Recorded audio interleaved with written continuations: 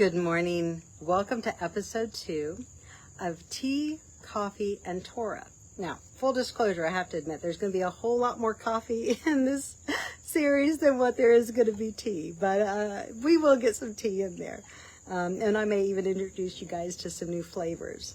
So this morning, I mentioned that I am beginning this series, and I hope you guys will enter your comments below, that you'll be part of this discussion. If there's something you want to discuss from a biblical perspective, just put it in the comments below, because I will look at those. And I hope we can have a discussion that brings about some unity, a discussion that that is fun. Because I think when you are learning something, or you're trying to apply what you learn to the real world, the more you enjoy it, the more you're going to be engaged in it. So I would love to hear your comments and ideas that you have.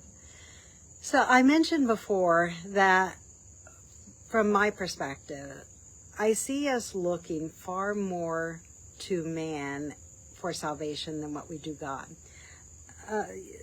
Our pastors, teachers, and rabbis, and as there's not one group of religious theologians that are immune from this, that are not guilty of trying to put themselves before the divine plan, putting themselves in the stead of God and what God states. So one of the things that God tells us, he says, "This is my way of life. Walk in it and you will prosper."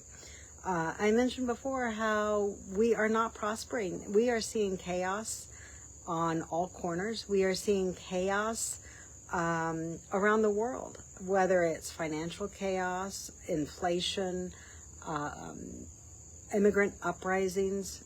We are really at a very pivotal point in history right now. So one of the things that I think we have succumbed to is this idea and feeling of helplessness.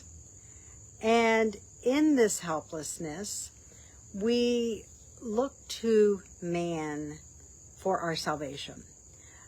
Whether you're a Jew or a Christian, you are pretty much, everything hangs on this idea of a Messiah. And everything's kind of like in a limbo.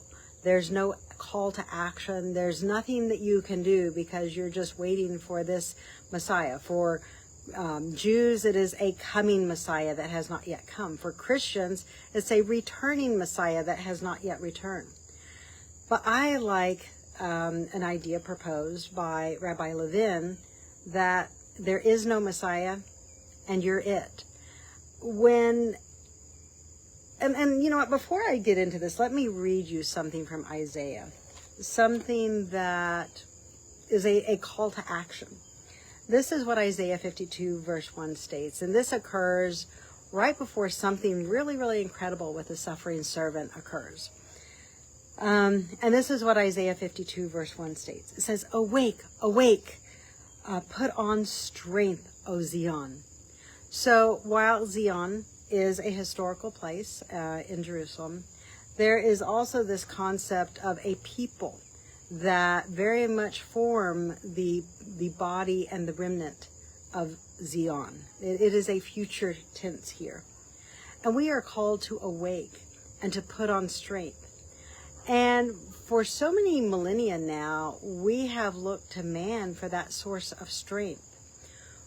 But the reality is that our source of strength has never come from a man. It's always come from what we say and do. And here's the question for you, your morning question or trivia. Are we stronger when we look to one man, one Messiah, for our salvation, for our ideas of right and wrong? Or are we stronger when each of us becomes a Messiah? When each of us chooses to respond to that divine call of walking in God's way? What happens when you have a whole society whose morals and values cannot be corrupted by money, cannot be corrupted by power, and cannot be corrupted by ideologies. You become so very strong that no one can gaslight you, no one can manipulate you into self-hatred or to denigrating the ideas that once made you strong.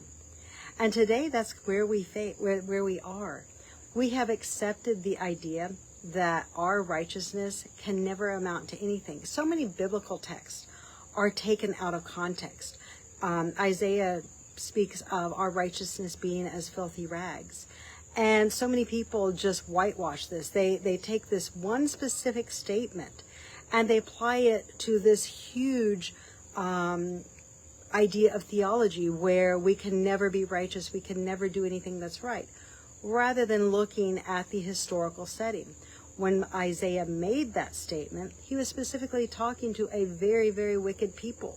It was not that the people could never return or that the people could never turn from their ways to be righteous and be cleansed. When you read Ezekiel 18 and 33, you find that all that's needed is repentance and a change of action. So when you change your physical action, guess what? You become strong. No one can gaslight you, and you become something that is in line with what God states. And as we saw before from Deuteronomy 28, you become something that is strong, a nation, a people that is united. And you're united by ideas. And what you find, or at least what I have found, is that life becomes full of meaning, full of purpose and joy. And there is a unity, a deepness that is so missing when we do not have that, and when we do not build each other up in that belief system. So those are some ideas that I had that I wanted to share this morning. And I encourage each of you, become a Messiah. Follow the divine plan. Don't wait for some far off distant day that say, oh, some man's going to go do it for us, go over the sea, get it for us, bring it back to us that we can see and hear and do it. No. God teaches us an I can religion, a thing that you and I can do personally. And I encourage you, start today. Maybe begin with a good old cup of coffee, but start today.